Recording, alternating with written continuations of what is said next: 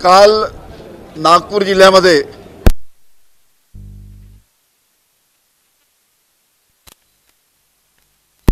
त्या सोलर इंडस्ट्रीमध्ये एक्सप्लोजन होऊन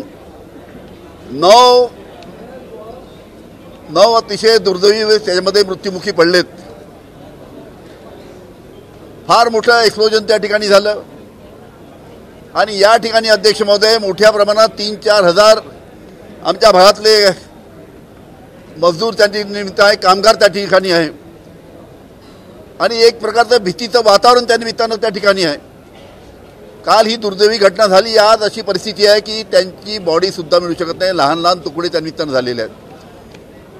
आणि त्या तिथल्या मजुरांशी मी जेव्हा बोललो तेव्हा त्यांनी सांगितलं की ज्या पद्धतीनं त्यांची पिळवणूक मॅनेजमेंटकडनं केली जाते, रविवार असताना सुद्धा घरी जाऊन त्यांना जबरदस्तीने कामाला लावण्यात येतं आणि कामाला आले नाही रविवार ते त्यांना नोकरीतून काढण्यात येतं, अशा पद्धतीने त्यांची पिळवणूक चालू आहे। याकडे सरकारने लक्ष देण्याची आवश्यकता आहे।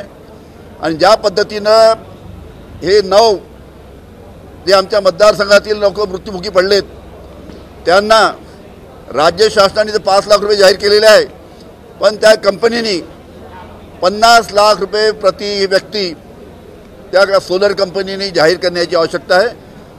आणि त्याचबरोबर प्रत्येकाच्या घरामध्ये एकाला नोकरीसुद्धा या कंपनीने दिली पाहिजे। आज हा प्रश्न मी विधानसभेमध्ये मांडण्याचा प्रयत्न केला, पण माझ्या मतदारसंघातील सुद्धा हा प्रश्न अजून सुद्धा मला विधानसभेमध्ये बोलू दिलं नाही। याच्यामुळे आम्ही सर्वांनी सभात्याग त्या निमित्तानं या विषयावर आम्ही केलेला है। नागपुर डिस्ट्रिक्ट में जो सोलार इंडस्ट्री है, जहाँ पे डिफेंस के लिए एक्सप्लोजिव तैयार होते हैं, वहाँ पे कल एक दुर्घटना हुई। 9 व्यक्ति मृत्युमुखी हो गए, उनकी जान गई और जिस हिसाब से मुआवजा उनको दिया गया है, राज्य शासन ने सिर्फ 5 लाख रुपए दिए और कंपनी जो सोलर कंपनी है, बहुत बड़ी कंपनी है, उन्होंने सिर्फ प्रति व्यक्ति 20 लाख रुपया देने का घोषणा कल की है। हमारी मांग है कि सोलर कंपनी ने हर एक आदमी को जो मृत्युमुखी गिरा है प्रति व्यक्ति 50 लाख रुपए कंपनी ने देना चाहिए। और जिस हिसाब से वहाँ पे जो मजदूर है वहाँ पे इतवार को भी उनको ज़बरदस्ती काम में लगाया जाता है।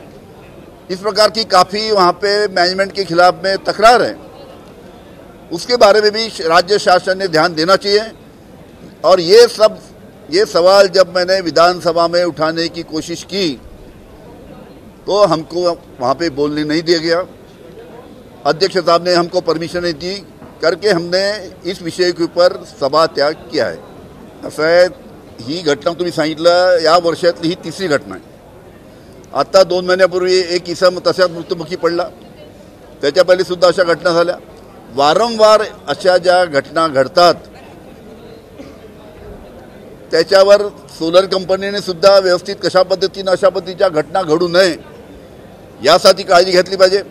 त्यासाठी राज्य शासनाने त्यांच्यावर काहीतरी नियम लागू केले पाहिजे। एक्सक्लुझिव्ह डिपार्टमेंट आहेत राज्य शासन केंद्र शासनाचं, त्यांनी त्यांना नियमावली करून दिली पाहिजे की या पद्धतीने तुम्ही ह्या सर्व गोष्टी हाताळल्या पाहिजे, जेणेकरून पुढील काळामध्ये अशा घटना होऊ नये आणि दुर्दैवी लोक मृत्युमुखी पडू नये या दृष्टीनं कंपनीने सुद्धा पावलं उचलण्याची आवश्यकता आहे। आता एक्सपर्ट्स त्या एक्सक्लुझिव्ह डिपार्टमेंटचे आलेले आहेत, ते संपूर्ण पाहणी करतील आणि आपला रिपोर्ट देतील। पण सोलर कंपनीमध्ये काम करणारे जे कामगार आहेत ते कामगार सोलर कंपनीच्या मॅनेजमेंटवर अतिशय नाराज आहे। त्यांची पिळवणूक त्या सोलर कंपनीमध्ये केली जाते अशी त्यांची तक्रार आहे। या बाबतीत मी काल अतिशय त्या ठिकाणी आक्रोश होता। त्या सर्व कामगारांना सांगितलं हे संपूर्ण प्रकरण थोडं 3-4-5 दिवस गेल्यानंतर मॅनेजमेंट आणि कामगार आणि जे जिल्हाधिकारी आहे बाकी अधिकारी आहेत त्यांच्याबरोबर आपली एक बैठक करून जे आपले प्रश्न आहेत ते प्रश्न मॅनेजमेंट समोर मांडण्यासाठी एक बैठक त्या निमित्तानं आयोजित करण्यात येईल अशा पद्धतीचे सुद्धा मी काल आश्वासन कामगारांना दिलेलं आहे। त्या पद्धतीची बैठक लवकरात लवकर आयोजित करण्यात येईल।